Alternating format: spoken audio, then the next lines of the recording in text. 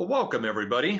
I'm Steve Parrish. I'm the co-director of the New York Life Center for Retirement Income here at the American College of Financial Services. And today we will talk about a key, yet frankly, often forgotten area of retirement planning, and that's how to anticipate and then advise clients during the toughest times of their lives. So thank you very much for signing in. I will fill you in on the CE process shortly, but first let me set up what we're covering today. Let me put it this way. Consider the topic that we covered most recently, that was late May in this webcast series, and that was managing retirement risks through diversified and flexible planning. And if you were on, you heard my two guests were two well-regarded PhDs in finance. And then our next webinar, which I want to let you know about, it's scheduled for August 27th. That's on tax-efficient drawdowns in retirement, how taxes and timing can increase wealth. And again, my guests are two well-known PhDs who are also CFAs.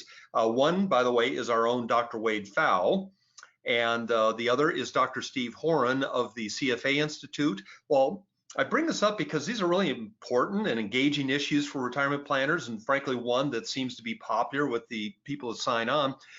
But let me ask, do these topics mean much to your client after she has just lost her spouse in a horrible accident?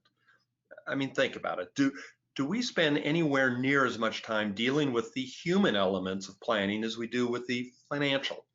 Well, today we're zeroing in directly on a key human consideration, and that's grief. And I'm pleased to have an expert on the topic as my guest. So let's talk about this difficult but important topic, and my guest is Amy Florian, CEO of Corgenius. Now, you can read her bio on our invitation materials and on the slide I just put up, but she's well known in the industry for combining the best of neuroscience on one side and psychology on the other with a dose of humor in training professionals. And she can tell you about what she does, but it's fair to say the idea that she has is to help advisors build strong relationships with clients through all the losses and transitions of life. I want to mention she's an acclaimed writer. In her book, A Friend Indeed, Help Someone You Love When They Grieve, won the 2017 International Book Award. And I just read her book aimed at advisors. It's called No Longer Awkward, Communicating with Clients Through the Toughest Times of Life. There's a reason the Amazon reviewers gave 95% of 5 stars. That tells you something. All I can say is when you're done listening to this webinar, consider reading her book. I really enjoyed it. But let me be clear. This isn't just a feel-good type of thing. It's not just feel-good stuff. Amy holds a master's degree and is a fellow in thanatology, and that's the highest level of certification in the field of grief studies. She has also taught a graduate class at Loyola University of Chicago for almost 10 years. So it's serious stuff. And Amy, welcome. Thanks, Steve. I'm delighted to be here. Thank you. So let's set this up. Although Amy points out in her books that grief comes in many events, and we'll talk about retirement grief, but it's not just death, but let's focus on end-of-life challenges and the grief that follows a loved one's death. Part of the retirement planning process involves the fact that retirement eventually ends.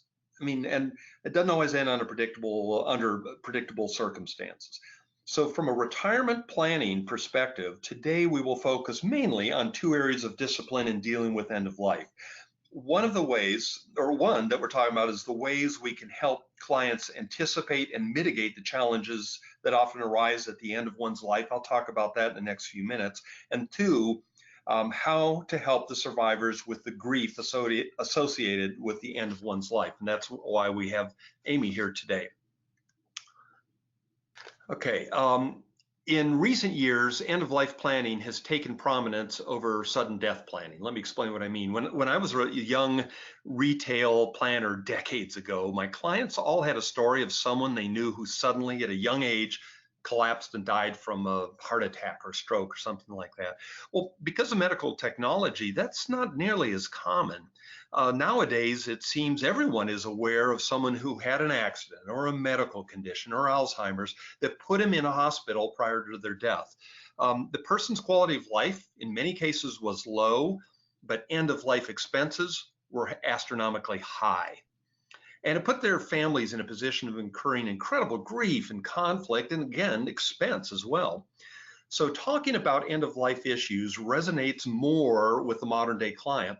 They fear both the personal anguish and the financial angst that's associated with a lingering death. Unfortunately, though, I find that the end-of-life issues are sometimes either ignored by the financial planner or just assumed that they're going to be dealt with by the attorney. The thinking sometimes goes that the attorney is going to whip together a will and a power of attorney and a living will, and the client's bases are all covered. Well, in reality, there's a lot more planning that can be done to help the client with end-of-life decisions. First of all, there are actions the client can take while healthy that both anticipate the end-of-life issues and then help mitigate the pain these issues cause. So let's take a power of attorney. Aren't we really anticipating the question, hey, what happens if something physical or mental occurs to me that makes me unable to make my own medical decisions? And who's going to handle my finances? And isn't it really addressing those issues? And so you have modern day springing and durable powers of attorneys that we can do in most states. What are they designed for? Well, they're designed to anticipate this event and provide a legal solution. And then think about steps that many of you are more familiar with, like proper beneficiary designations for pension and life insurance claims, or transfer on death, TODs for bank accounts. Well, these and ownership by joint tenancy is another example, are typically positioned as a way to avoid probate, right? But aren't they really planning steps to facilitate an easy and a timely transfer of property? And aren't you making the end of life a little easier to bear? Some of these matters involve things that you don't need an attorney for or even a planner. You do-it-yourself steps like organ donation, setting up a digital vault, or obtaining a safety deposit box. Not that that's necessarily the best planning tool. And some of the steps involve the more human side, such as consulting with the children ahead of time to let them know where your documents are stored, who your advisors are, and what your wishes are if the unthinkable happens. And some of these steps primarily emphasize mitigation of complications and crisis, either for the client, to make it easier for the client, or for the client's loved ones after death. So for example, whereas a medical power of attorney really determines who will make medical decisions if I can't, a living will, or sometimes they're called advance directive, provides answers to the how part of it. I mean, how do I want others to handle my end-of-life process? Do I want extraordinary life-saving procedures, or do I want a do not resuscitate, or how important is palliative care at the end? And on the question of what do I want once the inevitable happens, you have things like pre-designation of organ donation wishes and pre-paying of burial sites. All those help relieve the angst and the misunderstandings that occur during an incredible, stressful time in life. All these help mitigate the pain and problems that are associated with end of life. So one thing I want to mention before we start looking at the less known area of planning for grief is the importance of planning at the local level. Amy and I have both written recently on end-of-life decision making. I put some examples on this slide here, but I can't stress enough that the actual actions taken with respect to end-of-life decisions really need to occur at the local level. Let me give you an example that I use in my law school classes. In Iowa, where I am, we have a standardized springing power of appointment, power of attorney form that's available. But up to our north, Minnesota, they take a completely different approach to the springing power issue. So the Iowa form would be a problem in Minnesota. Or take California and Texas. They're both community property states, but how they handle income that's coming from the community property is actually quite different. The good news is there are tremendous sources of information for end-of-life planning issues at the local level. I just want to point out that bar associations, if you Google them, have free standardized powers of attorney in many states.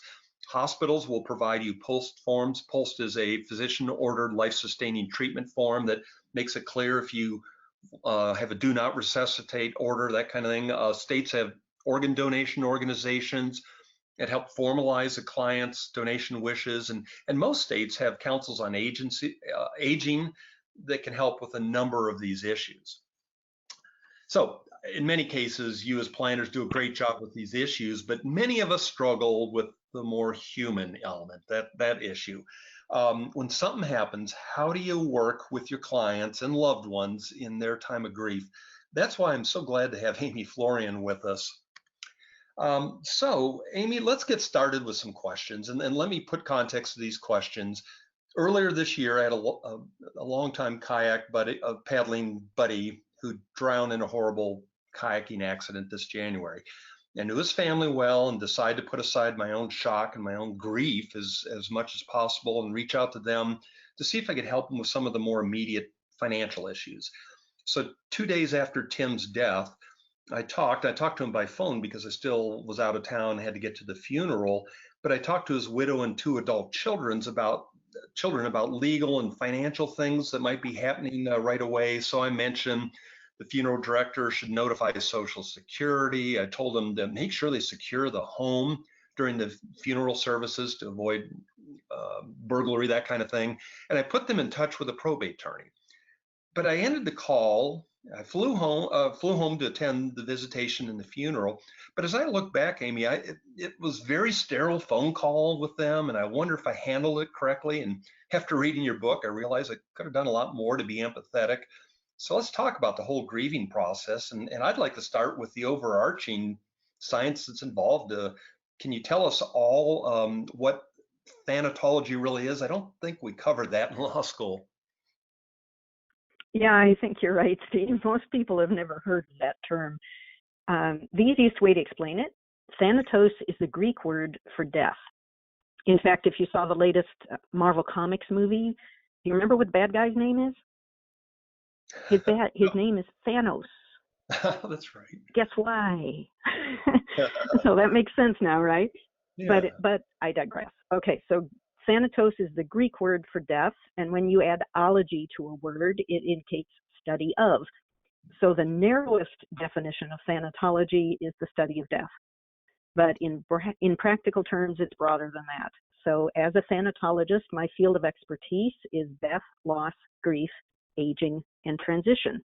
And that's what I teach people, and that's what you didn't have when Tim died. So I hope I can help you with that. That helps. That's interesting.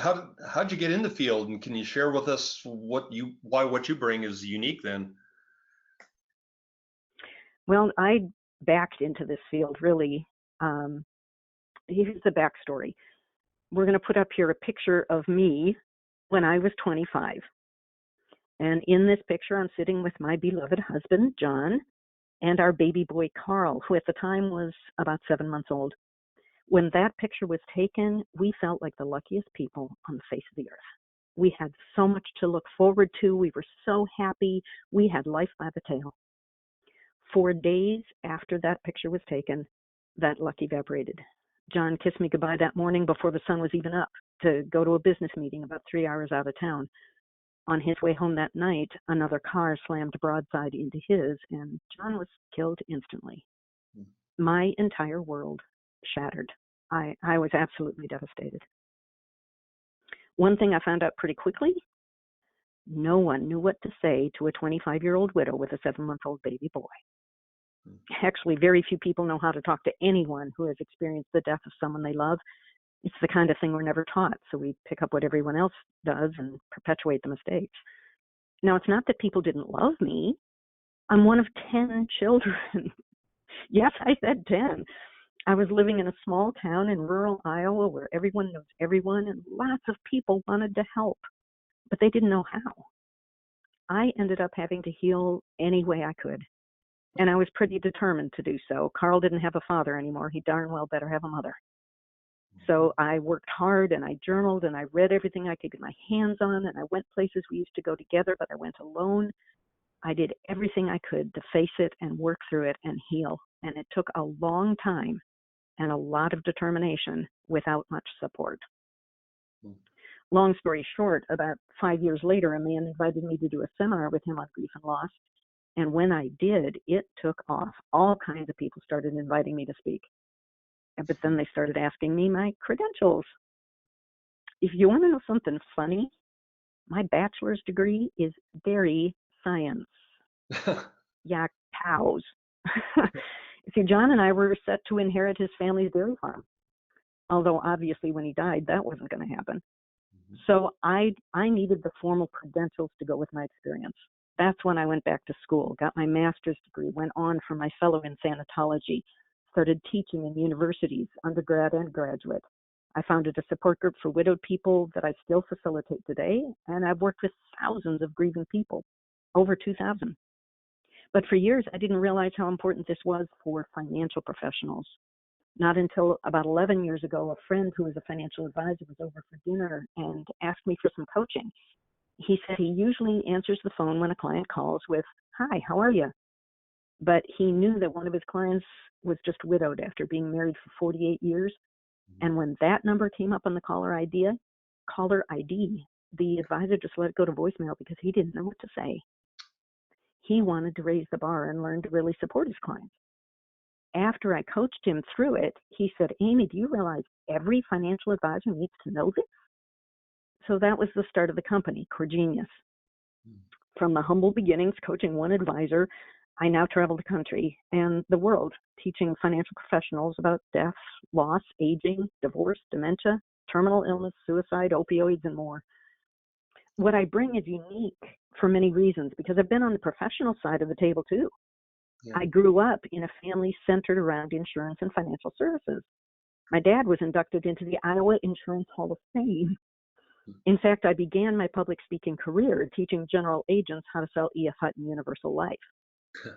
Now I'm really dating myself here, aren't I? I know E.F. Hutton doesn't even exist anymore.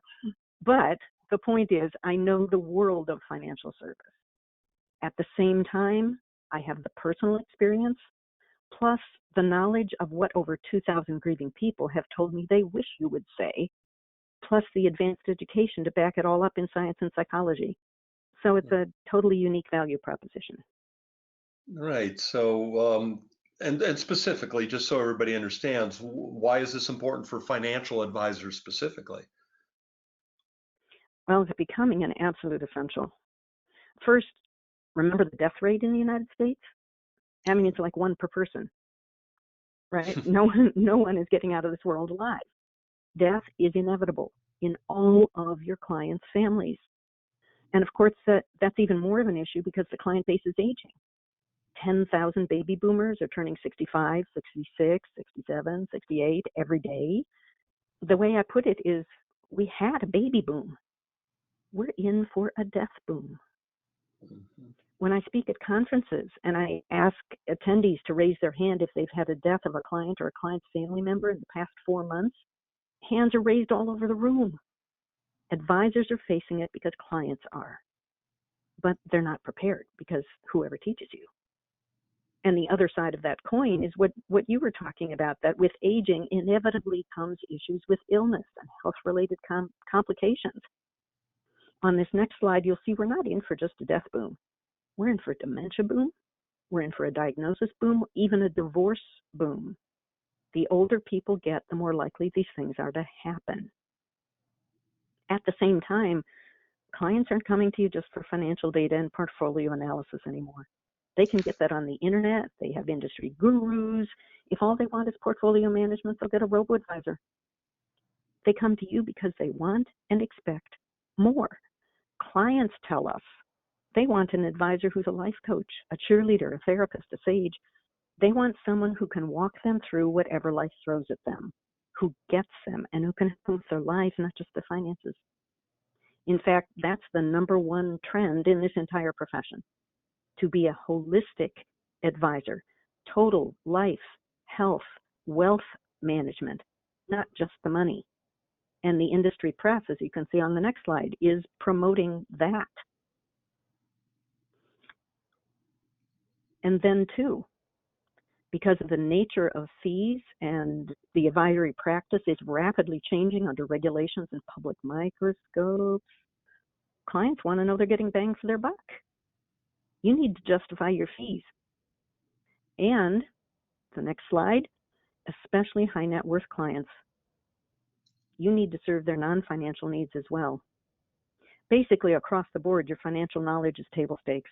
Every client expects that you know what you're doing with the money. They want more. Finally, there's another factor driving the importance of grief support skills for financial advisors, and you mentioned it before, Steve. That is the scientific fact that grief is caused by many things other than a death. Grief is actually triggered whenever there's a break in an attachment.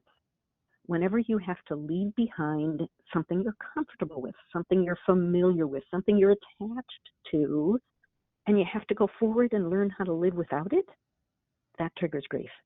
Mm. In the field of thanatology, there are 6 accepted triggers of grief. Any one incident may and usually does involve more than one of these triggers. The number of the triggers that are involved in that experience and the depth of the attachment is what determines the depth and complexity of the grief. So let's briefly look at them so I can give you some examples and you can understand how often you have a grieving client in your office, so you can apply these skills across the board, not just for a death. First of all, relationship loss. Now, of course, death is a relationship loss, the big one. But it doesn't have to be that complete or final either. Divorce is also a relationship loss, both for the ex-spouses and for the children of whatever age.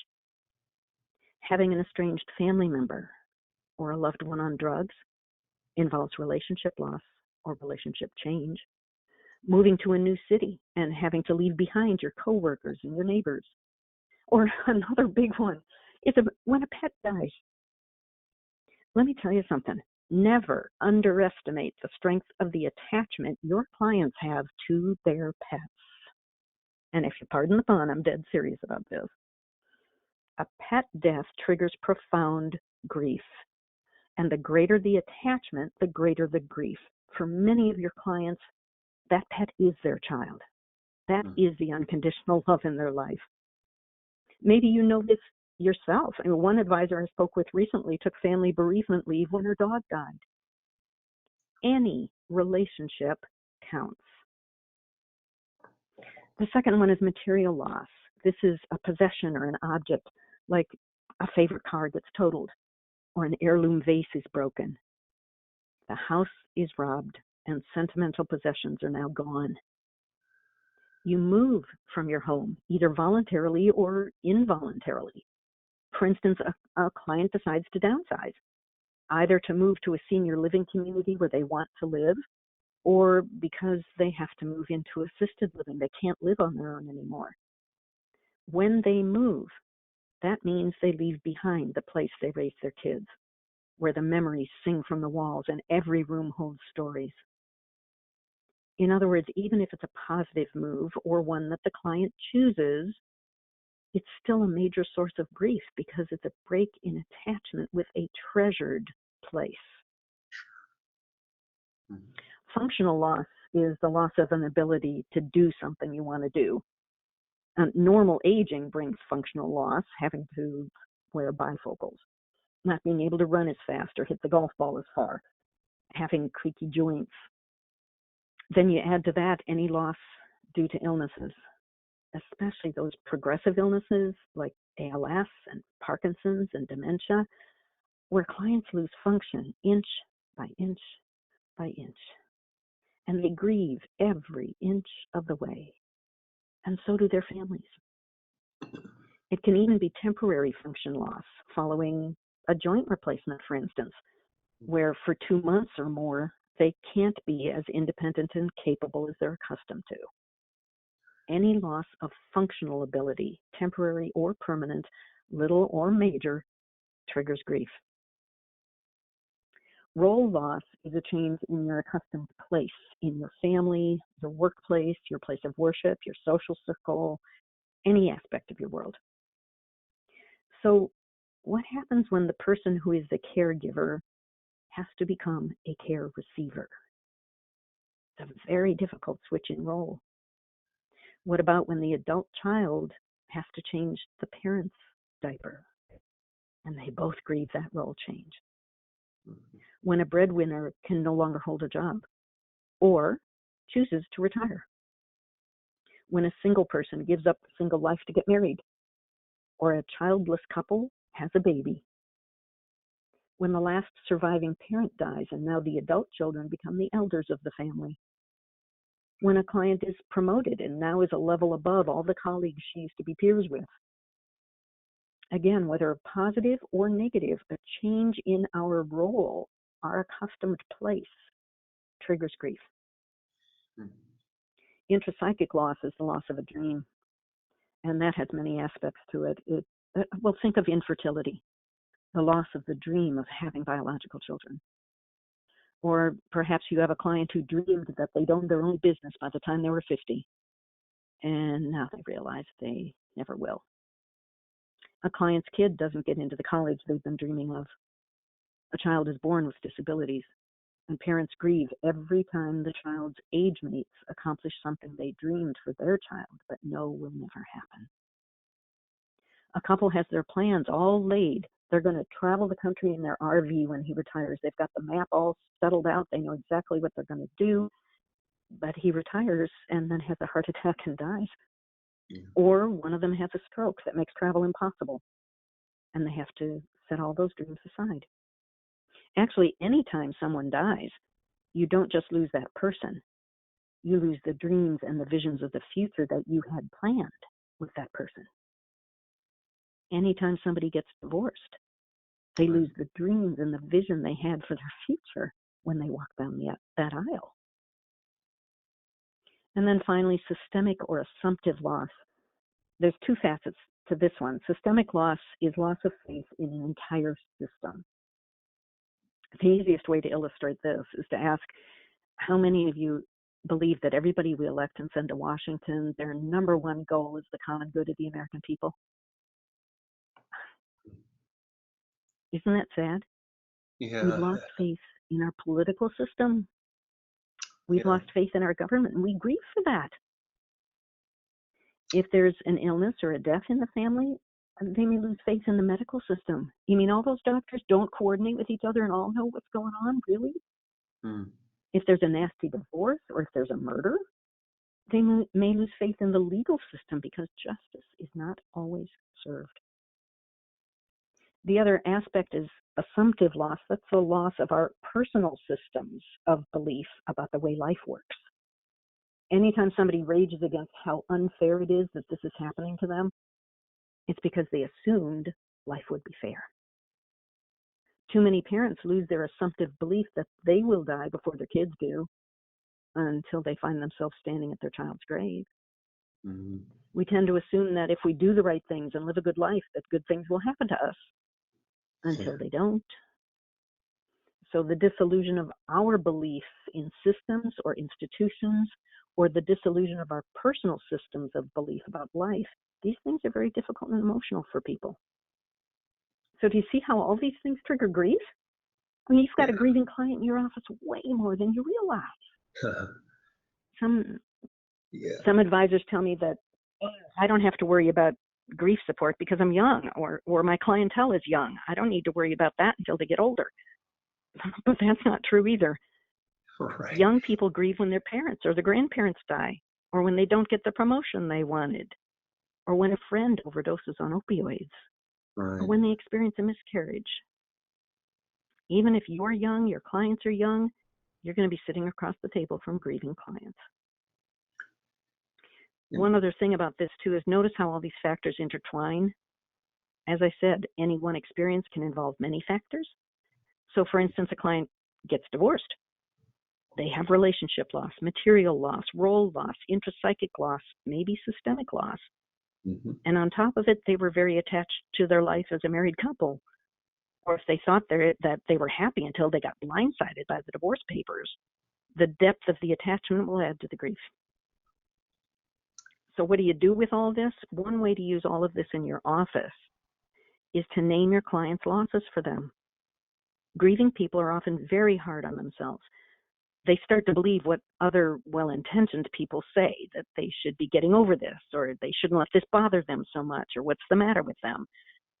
When you can point out the sources of their grief, when you can say, well, no wonder you're sad. Look at all the things you've lost. This is what science tells us. Look at all these things you've lost. That helps them feel normal. and it gives them a name for their experience. We always feel more in control when we can name it. And it lets them know that you get it, even when so many other people don't. They can trust you. They can rely on you because you get it. And that's a very good thing. Yeah, that's and thanks for taking the time in those 6 points, because as you went through it, I could think in my own experience of one of every one of those, and I guess I didn't always recognize that they were grief related, and knowing that is half the battle. But let me Exactly. ask. We have a lot of designated professionals on the line, and again, we have PhDs talking on this webcasts all the time. Do you get any pushback on teaching this information somehow involves soft skills? Oh, yeah, all the time. I mean, this profession was raised in a milieu where the concrete or so-called hard skills of money and calculations and portfolios and markets, that's what counts. The non-concrete skills were termed soft and not valued as much. But as you might guess, I have a different and very valid perspective on that. In reality, grief support skills are the hard skills because they're the ones that are challenging to learn. Anyone can take a finance class. How often are you taught what to say when there's a death? It's Yeah. more comfortable to calculate percentages and rates of return than to sit face-to-face with the grieving client. In fact, in the office, most advisors just keep switching back to business because that's the easy part.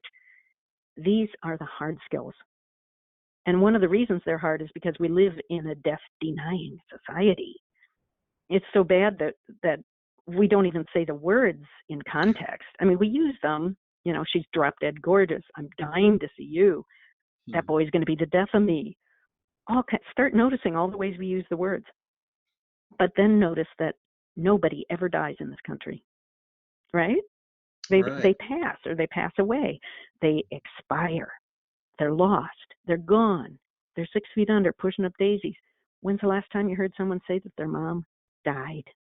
Right. So because we don't talk about it, we don't face it, we don't learn about it and share the lessons, so it becomes the big unknown. It becomes scary and uncomfortable and insecure.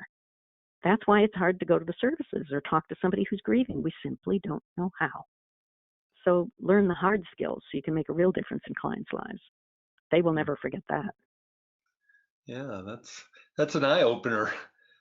So as you've gone through all that and you think about the people you've trained and worked with, what's one of the most surprising things that people learn about grief support itself? Yes. The most surprising thing, and what people tend to push back on, is don't say, I'm so sorry. Don't say, I'm so sorry. That's the go-to phrase in our society. It's essentially what we are all trained to say when there's a death. For instance, you get that awful phone call. You know the one. Yeah, I'm just calling to tell you Jim died last night. Well, 99% of people in this country, what are the first words out of their mouth? I'm sorry. I'm so sorry. Yeah. But you could do so much better. I mean, one reason not to say it is precisely because everybody does. Have you ever looked at anybody's social media page after there's a death in the family? It's just, I'm so sorry, I'm so sorry, I'm so sorry, I'm so sorry, I'm so sorry, I'm so sorry. You know, by the time I hear it, see it, read it for the 357th time, it just doesn't mean that much. It becomes neutral, the thing that everyone says on the conveyor belt. I've had some people say it was really comforting, but when we talked more, I found out that that's because no one did anything better. It's definitely better than saying nothing. It's better than a lot of the outright no-nos, like he's in a better place, or at least she's no longer suffering, or many of those platitudes we use. But you can do better than neutral. Recognize, too, that it can actually be negative in many situations. We had an advisor who came to our 2-day class who said, you know, my mom died 3 months ago, and if one more person tells me how sorry they are, I think I'm going to spit. Hmm. A woman in the widowed support group said, I wish people would quit apologizing for my husband's death. They didn't do it. Besides, the focus is on you. It's not on me as the grieving client. In fact, you leave your client without a decent response. Oh, I'm so sorry. Thank you? All And right. that's what most people say because they don't know what else to say, but it doesn't quite fit when you think about it. What they tell me in support groups that they really wish they could say is, yeah, I am too. Or, not half as sorry as I am. Now, they don't say those things. Grieving people become very tolerant and appreciative of folks who are trying to do their best. They just don't know any better. Right. But to get yourself out of this, here's your principle. What grieving people most need is to tell their story. It's one of the ways we make it real. We need to hear the words coming out of our own mouths over and over again. But who's willing to listen? Can you? Can you listen in the initial instance, 2 weeks after the funeral, at 8 months, or a year and a half? So instead of telling me something about you, ask me something that invites the story. I know I've had a lot of advisors who get nervous about ask something. Are you kidding? I don't want to intrude or get too personal. But think of it this way. If you don't ask, you're just like everybody else, talking about anything and anyone except the person who died, or dancing around the big white elephant that's right in front of both of you, and you both know it. When you do ask a question, you're opening a door. You're inviting the client to walk through and talk to you, and then you always follow the client's lead. They will let you know in very short order whether or not they want to talk, and it's okay if they don't. But in my experience, the vast majority walk through that door and talk because grieving people are so hungry to talk to anybody who's willing to listen to them. So if you go back to that phone call, hi, I'm just calling to tell you Jim died last night. Oh my gosh, how did you find out? Who was with you? What happened? You just ask some questions. And most of the time that story is going to pour out because that's what your client needs right then. In fact, even in the hallway after a conference session, somebody will say, well, when my dad died 3 years ago, I'll say, oh, did he die suddenly or was it a long illness? Do you know, I've never yet had one person who didn't start telling me about their dad. Most of the time, people long to talk. So invite the story and then follow their lead. And do the same at the services. Instead of just, I'm so sorry, with no clue of what to say next, ask something. So what do you hope people remember about your mom? Tell me something you loved or appreciated about her. Yeah. It helps if you can give a story or a memory of your own. I'll always remember the time when, or, you know, every time your mom came into the office, she lit up the room with her smile. It makes me smile just to think of her, and I don't think I will ever forget that. Whatever. Right. And then afterwards, keep asking questions. My favorite question. Oh, and by the way, you know, you've got 2 ears, 1 mouth. Use proportionately. Listen, listen, listen. And my favorite question to ask, and this works for any of those transitions anytime down the road. What do you wish people knew about what this is like for you? What do you wish people knew? You can use it in any situation. What do you wish people knew about what it's like to hear the word cancer come out of your doctor's mouth? What do you wish people knew about what it's like approaching the first anniversary of your child's death? What do you wish people knew about what it's like getting divorced after over 3 decades together? Yeah. Well, you can ask questions about the friendship circle. Now that you've been divorced or widowed, do you feel like a third wheel or a fifth wheel? What's it like getting together with your married friends? Or have they stopped inviting you because they don't know what to do with you? What's it like running into soccer parents now that your child isn't playing soccer anymore? Name the reality, ask questions, and really, really listen.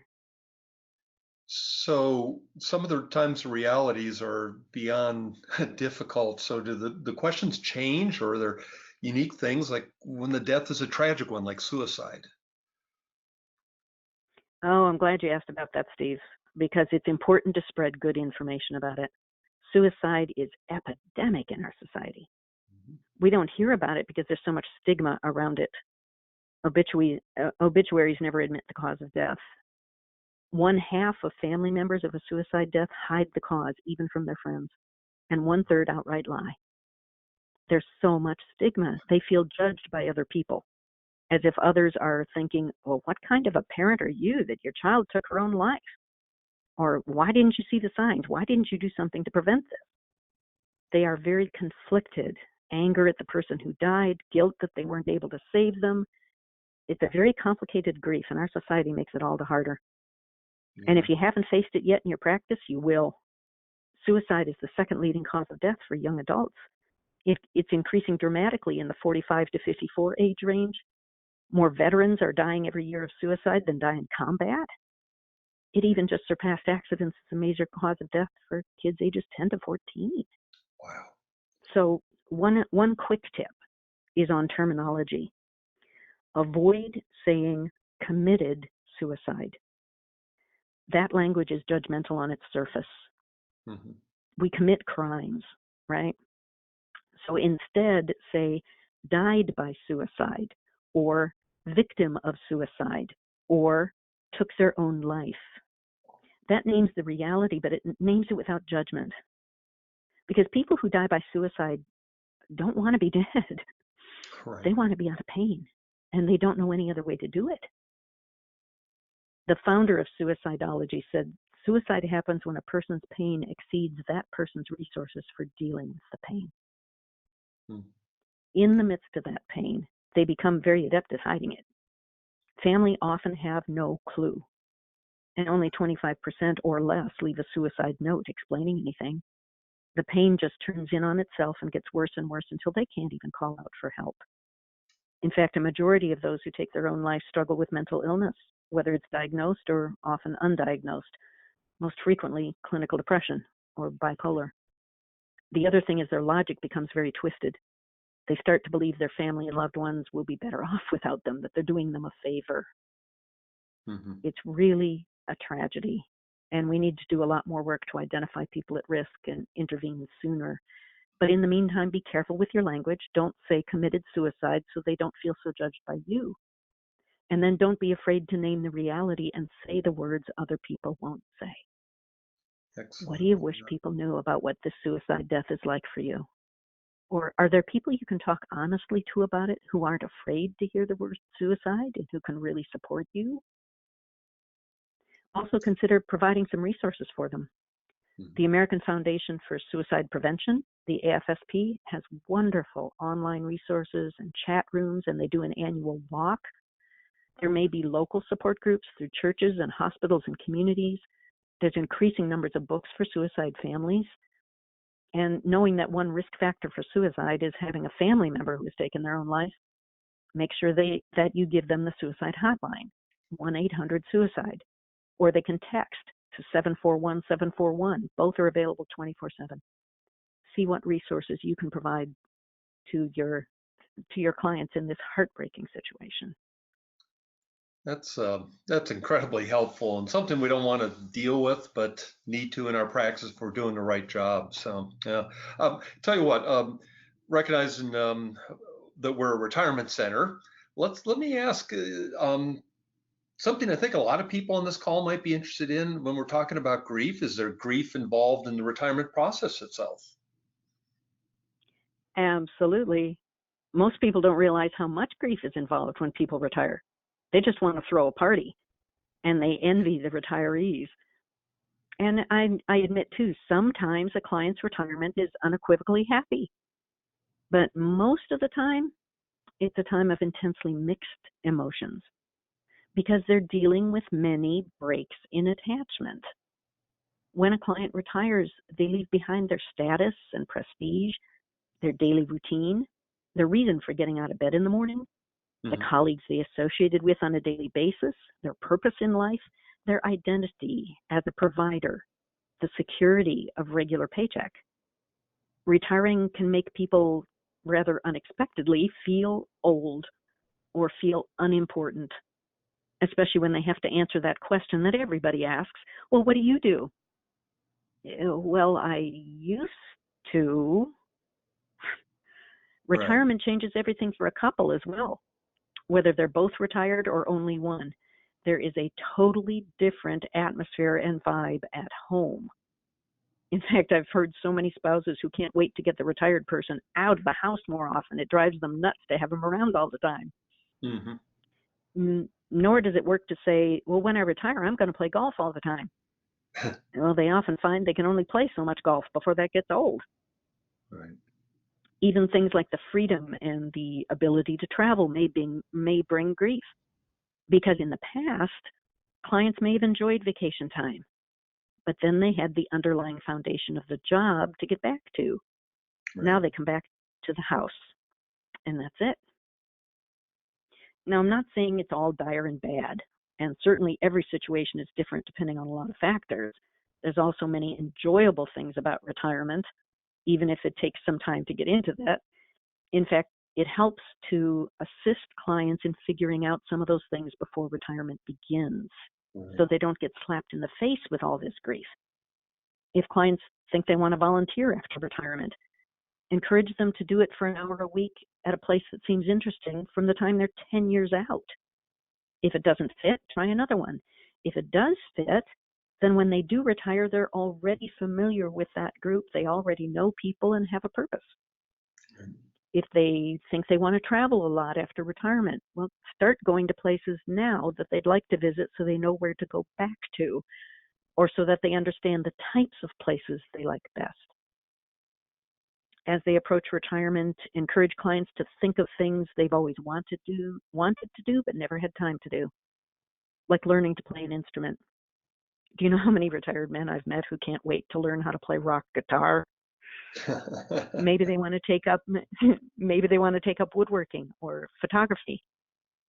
All kinds of classes that they can take to explore options and things they've never done but that spark their interest. My own parents learned how to scuba dive when they were 60. And in retirement, they went on one or usually two scuba diving trips a year, exploring new spots and going back to their favorites.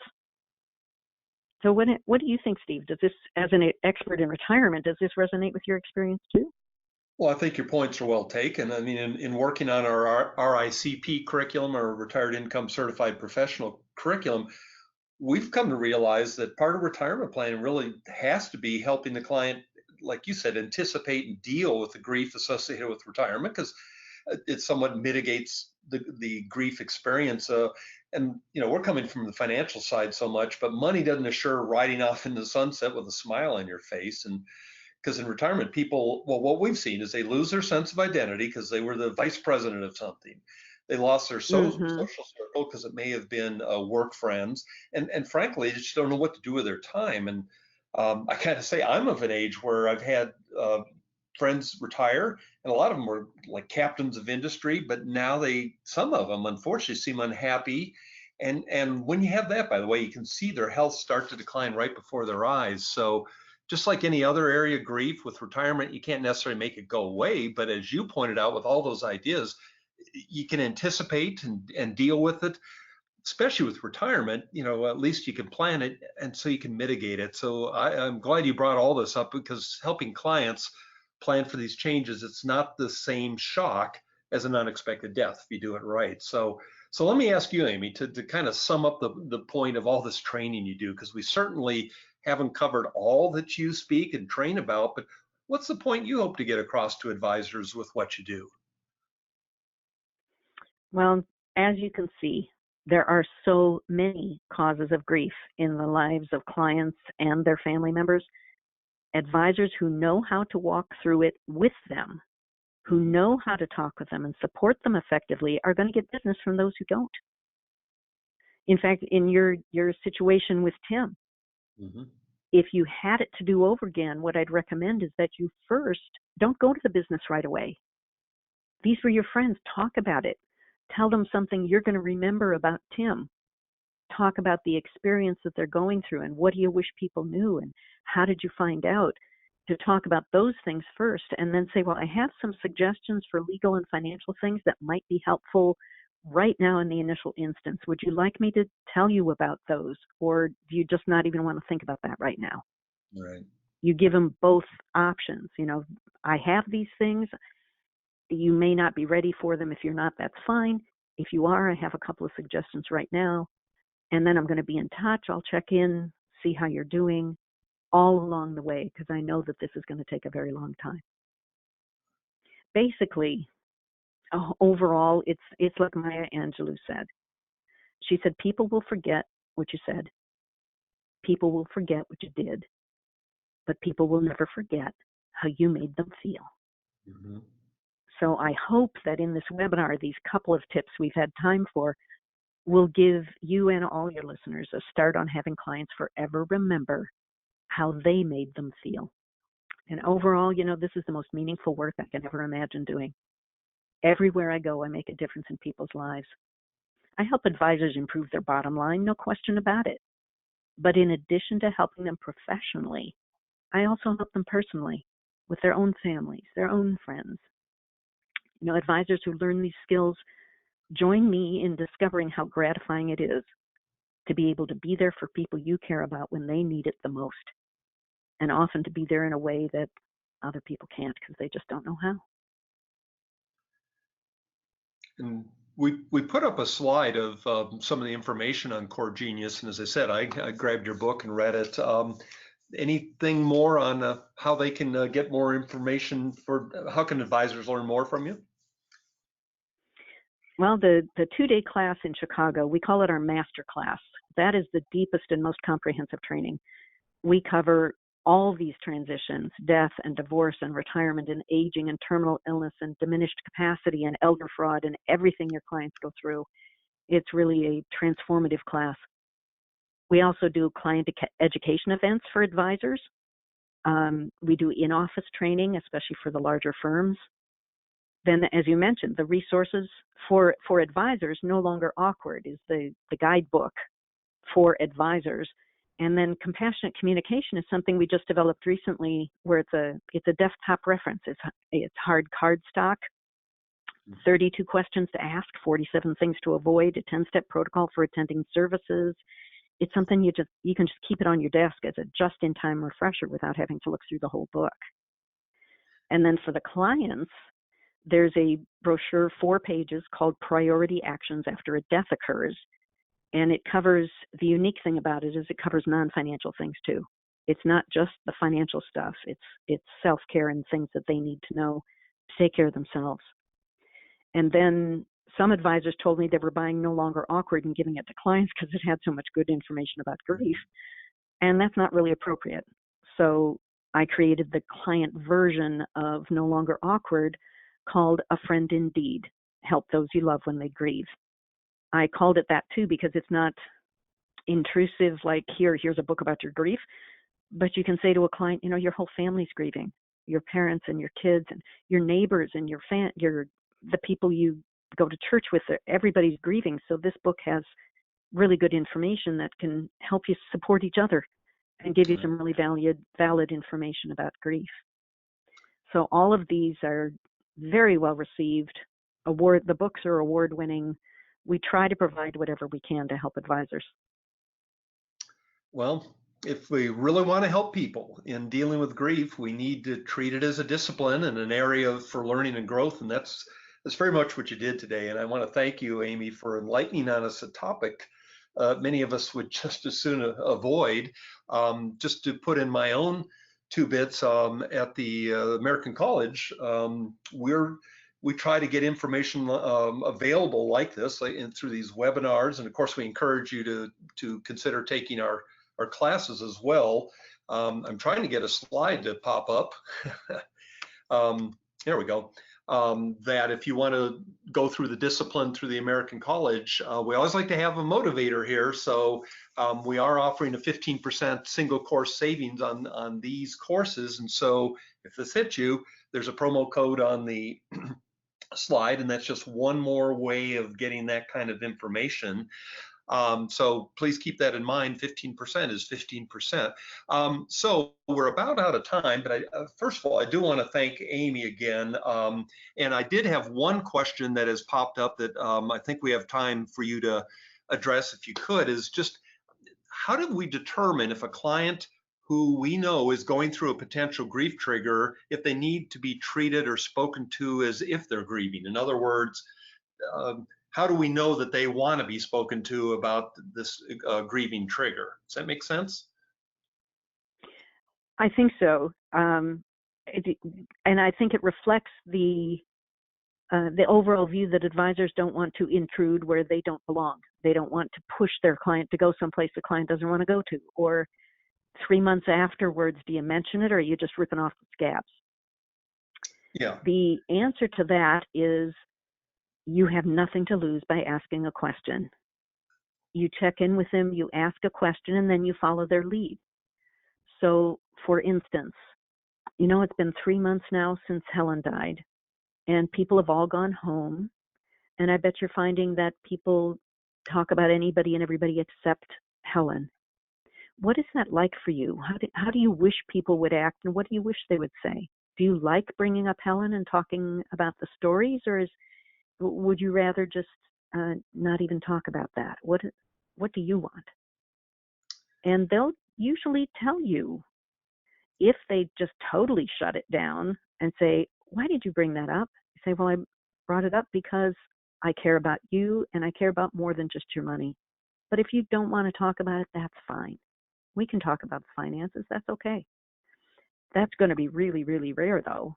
Most Right. people are going to honestly talk to you about it. And in that way, you're really serving them. If you've done a number of things, like during the year, you've written cards every once in a while. You sent a card on Helen's birthday just to say, "I'm thinking about you today," or you bring up her name or whatever. Then when they come in the office, you can say, I've been sending you cards and bringing up Helen's name because many people find it helpful, but I also know not everybody does. I want to serve you. So what would you wish that I continue doing, because you do find it comforting? And what do you wish I'd stop doing? I don't want to annoy you. What do you wish I'd stop doing because it's not helpful to you? And in fact, let me ask this because we have 1 minute remaining, and I actually have a real reason for asking this question, even though it's one that one of the listeners is asking, is how, and I know you said it, but just remind us how you recommend transitioning from listening and talking about the reality of what's going on into the business at hand, so to speak, business. So like for real, tonight I'm meeting with, in a social setting with Tim's widow, interestingly, and Mm. remind us how I have obviously learned now a little more how to ask the right questions, but how do I interject? Do you have any questions on the financial part of it? I think that would be a great way to finish this. That is an okay thing to do because you're her friend. If you were simply a business professional going to a social meeting and you met somebody who was grieving, don't ask if they have any questions about the financial stuff because they think you're ambulance chasing, and you never want to give that. You can give them your business card if you want, or mention what you do, but don't ask them because they will think you're just after the business. As her friend, though, you can say, I gave you some helpful suggestions, what I hope was helpful suggestions right when Tim died. There's more that we can talk about if you'd like. Let me know, do you want to set up a phone call? Is there anything that you have questions about, or that I can help you with? Because this is my field of expertise and I care so much about you. That's Is that helpful? Yes, that's very helpful. And tell you what, that's a good place to finish. It is the top of the hour. I just want to thank you so much for doing this. So, Amy's, thank you again. That was very informative, very different, which is great to have. And unless you have any other comments, I want to thank everybody on behalf of the American College, and we will terminate this webinar. Thanks so much, Steve. It's been a pleasure. Thank you.